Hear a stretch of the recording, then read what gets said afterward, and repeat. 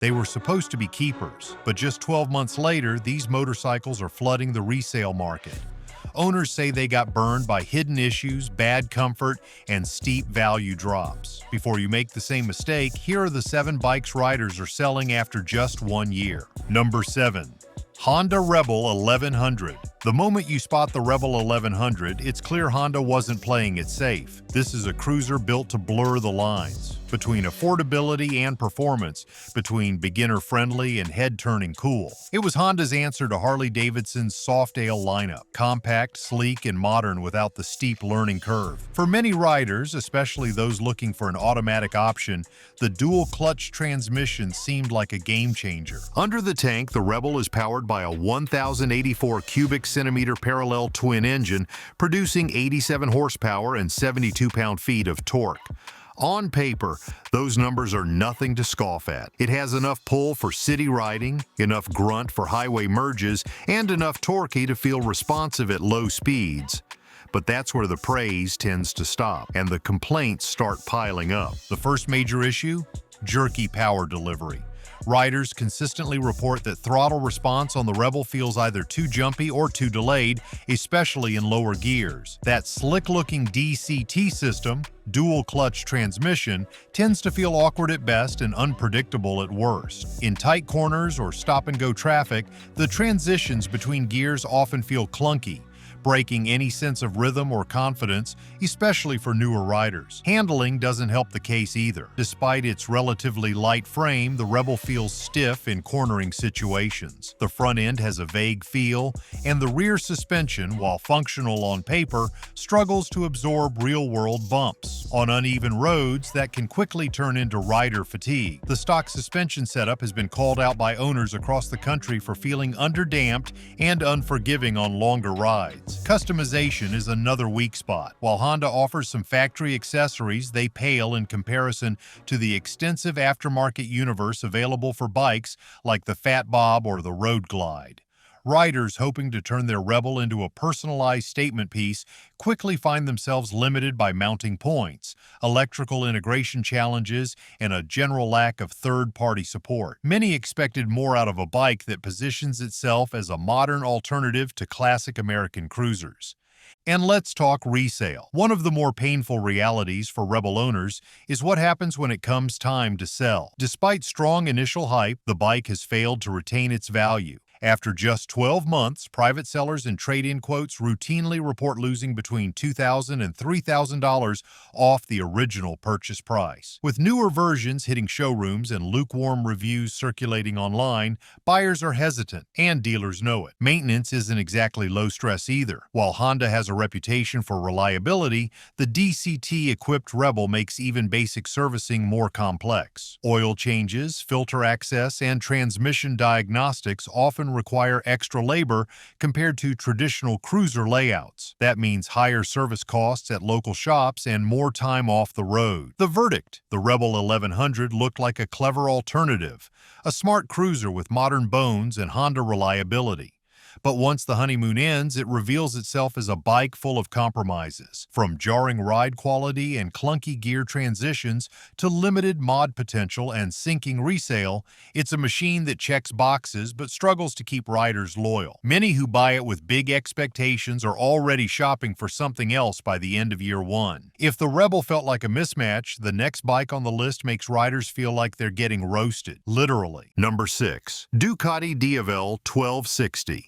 With its menacing stance and sculpted lines, the Ducati Diavel 1260 is more than a cruiser.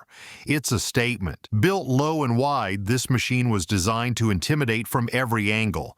And with a name like Ducati stamped on the tank, you would expect top-tier performance. In some ways, the Diavel does not disappoint. Beneath its sculpted exterior sits a 1,260 cubic centimeter Testastretta V twin engine that delivers 157 horsepower and 95 pound-feet of torque that is superbike territory in a cruiser frame.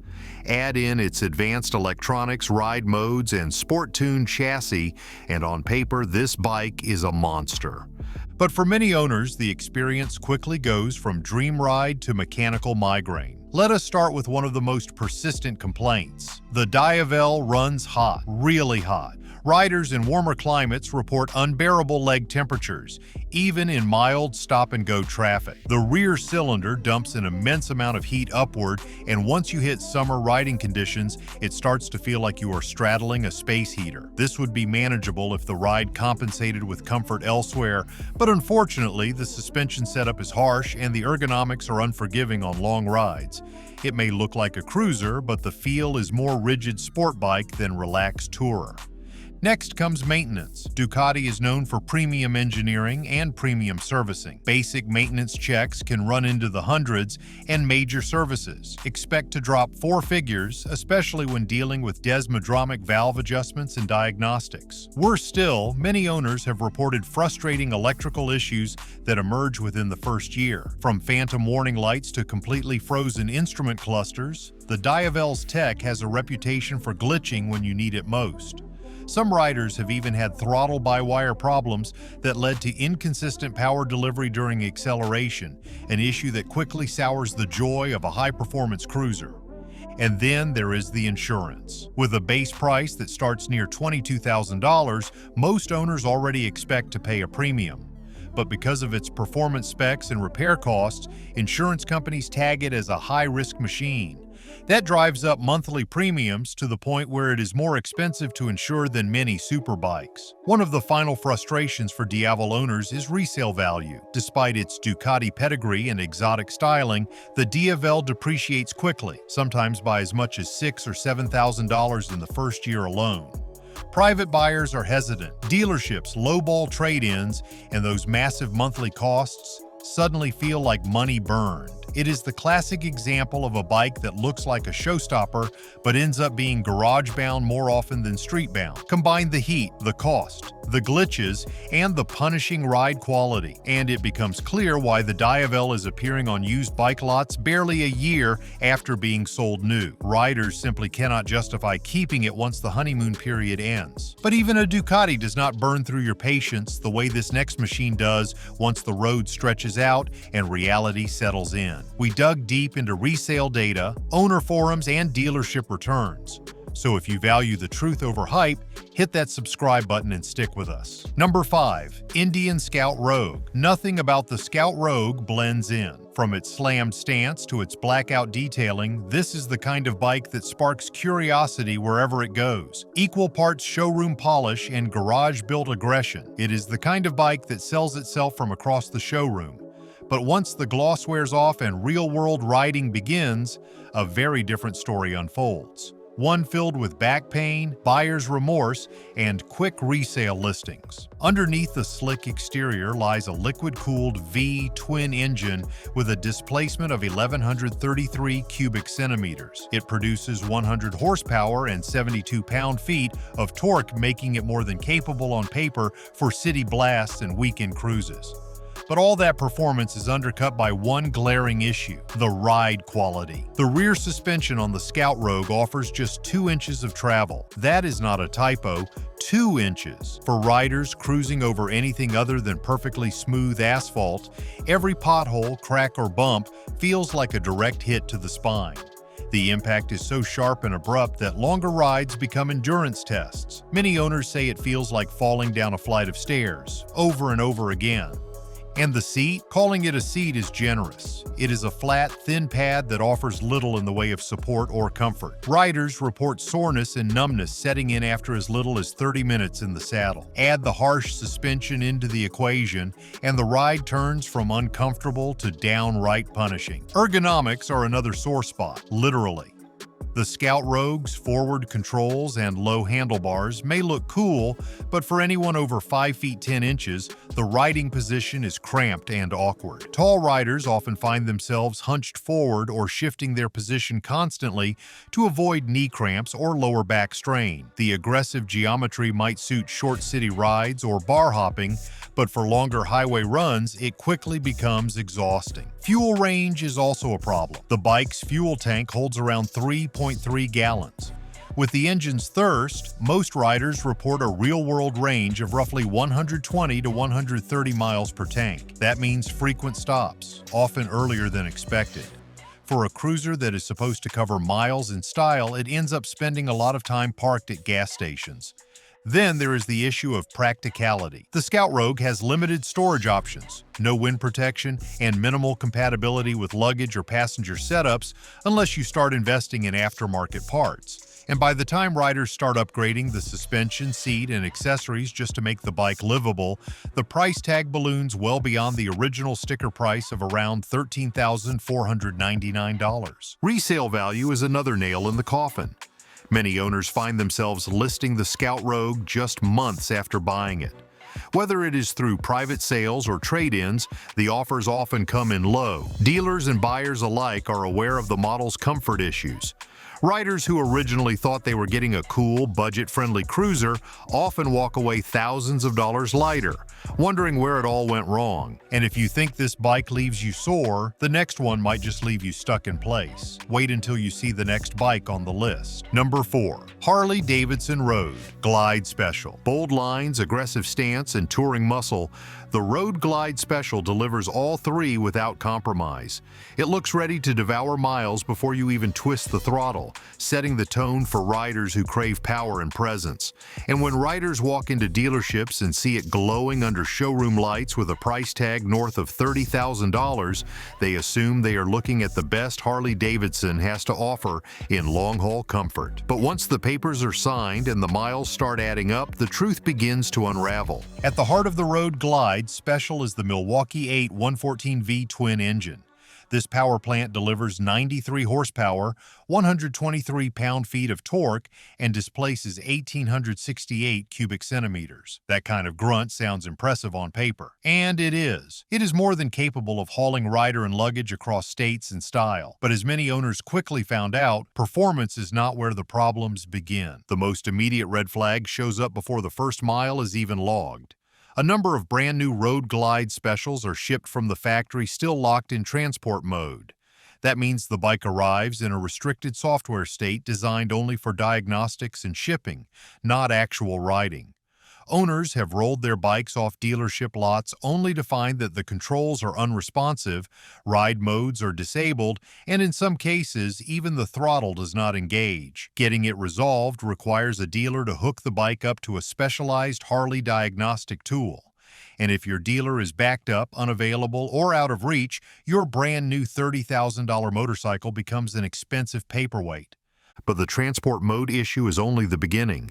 Suspension problems are another major complaint. Riders frequently report that the front forks emit high-pitched squeaks, chirps, or clicks, especially on rebound or when rolling over uneven pavement. For a touring bike in this price range, that kind of cheap-sounding feedback breaks the illusion of quality.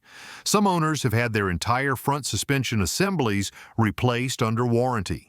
Others, especially those just outside their coverage window, have had to shell out as much as $2,000 in parts and labor to restore proper function. Comfort should be where a touring bike like the Road Glide shines, but many owners say otherwise. The stock suspension setup can feel harsh, particularly on older roads or broken pavement. The seat, while wide, tends to compress too quickly on longer rides, leading to fatigue and lower back discomfort. For heavier riders, it becomes clear within a few hundred miles that upgrades will be needed. That means more money out of pocket on top of an already hefty investment. And then there is the issue of resale value. Despite being one of Harley Davidson's flagship models, the Road Glide Special depreciates rapidly, especially in its first year. Riders who paid over $30,000 often find that their bikes are worth $5,000 to $8,000 less within just 12 months. One major factor behind this steep drop is Harley's yearly refresh strategy. New paint schemes, updated electronics, and minor spec changes arrive annually, making last year's bike feel instantly outdated. That rapid evolution may excite collectors, but it punishes everyday riders who expected their purchase to hold steady in value. And if you think big touring bikes are risky, wait until you meet the midsize machine that could not even get out of the garage some mornings. Number 3. Indian FTR 1200. In a sea of copy-paste cruisers, the FTR storms in with attitude. Its race-bred frame, muscular stance, and snarling V-twin deliver one clear message: this machine was built to move. But once that showroom glow fades and the rubber hits the road, many owners quickly discover that this bike is more of a diva than a dependable daily ride. Let's start with the specs. The FTR is powered by an 1177 cubic centimeter V twin engine that delivers an impressive 120 horsepower and 85 pound-feet of torque. That's more than enough for hard launches, fast cornering, and serious street domination.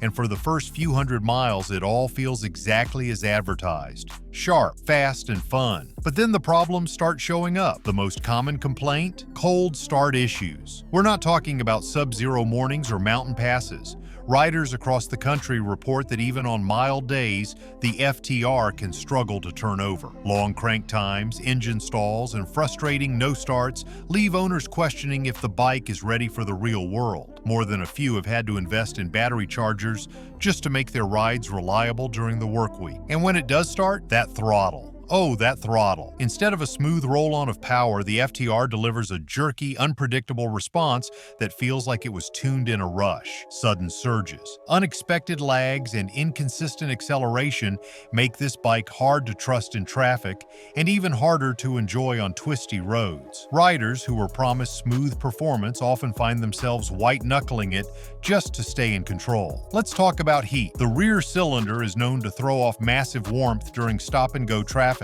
especially in warmer states like Texas, Arizona, or Southern California.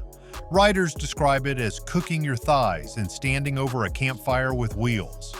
It's more than just discomfort, it makes city riding unbearable during most of the riding season. Add to that a fuel tank that holds only 3.4 gallons, and you've got a street bike that constantly needs refueling. Owners report less than 100 miles of real-world range per tank, making longer rides an exercise in fuel stop logistics. And let's not forget the ride quality. The suspension is tuned stiff, and while it's great on perfectly smooth roads, the moment you hit a bump or pothole, the FTR throws the jolt straight through your spine. Then there's maintenance. The FTR isn't just expensive to buy, it's expensive to keep on the road. Basic services often run hundreds of dollars. Parts availability is spotty, and not every shop knows how to handle its quirks. For a bike that costs just under $16,000 brand new, that's a hard pill to swallow. And when owners get fed up and try to offload it, resale value drops fast. With so many reliability complaints surfacing online and in forums, the FTR has developed a reputation. And that reputation is costing riders thousands of dollars when it's time to sell. From cold start headaches to digital meltdowns, the FTR is a bike that asks a lot from its owner and gives back very little in return. But if you thought this machine was tough to live with, the next one might just be the most unforgiving muscle cruiser ever made. Number 2. Triumph Rocket 3. There is no mistaking the Rocket 3 for anything else on the road. With its monstrous engine, aggressive stance, and commanding presence, it redefines what a power cruiser can be. Riders looking for unmatched power often gravitate toward it, expecting a thrill ride like no other. But what they get, all too often, is an overwhelming machine that punishes more than it pleases. The heart of the Rocket 3 is an 1163 cubic centimeter inline 3-cylinder engine.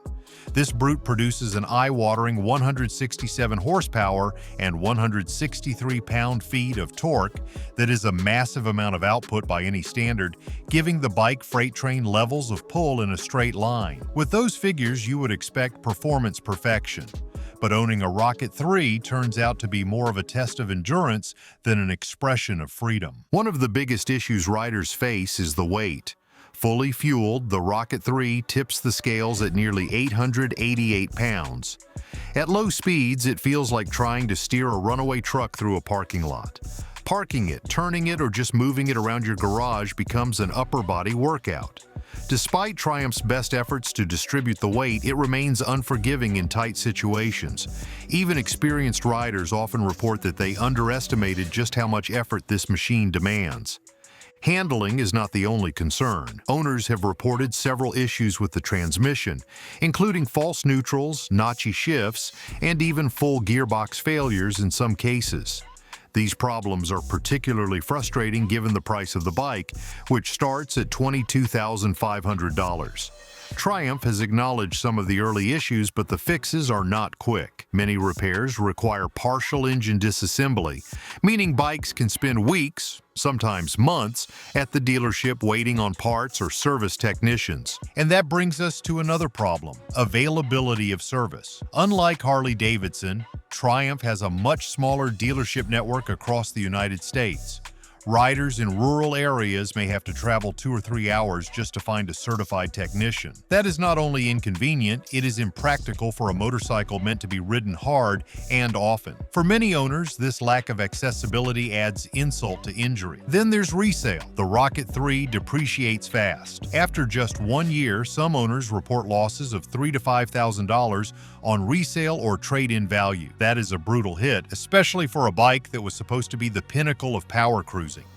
And since it is a niche machine with limited appeal, finding a buyer who actually wants one at a fair price is not always easy. The Rocket 3 is a bike that looks incredible and delivers serious numbers, but real-world ownership is another story. Between the weight, the handling quirks, the mechanical issues, and the high cost of keeping it road-ready, many owners end up riding it less and regretting it more. It is a machine that asks too much and gives back just enough to tease, but not enough to satisfy.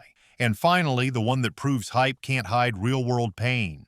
This next bike may wear an American badge, but it leaves riders with nothing but disappointment and a hole in their wallet. Number 1. Harley Davidson Sportster S. At first glance, the Sportster S looks like Harley Davidson finally broke from tradition in the best possible way. A bold design, a futuristic silhouette, a low-slung, stripped-down muscle cruiser meant to attract a new generation of riders. It carries the weight of reinvention, and at a starting price of $21,499, it better deliver. But for many owners, the reality is far less impressive than the pitch. Under the tank, you'll find the Revolution Max engine, a liquid-cooled 1175 cubic centimeter V twin that produces an impressive 121 horsepower and 94 pound-feet of torque. On paper, those numbers suggest this thing is ready to dominate any city street and push hard on the highway. But in practice, the Sportster S is plagued by problems that make riders question why they ever bought it in the first place. One of the most common issues is reliability, or rather, the lack of it. Owners across forums and service centers have reported persistent oil leaks, often traced back to poor casting around the cylinder heads. These are not isolated incidents or aging bikes. We're talking about machines barely 1 year old, spending more time parked on a service lot than out on the road.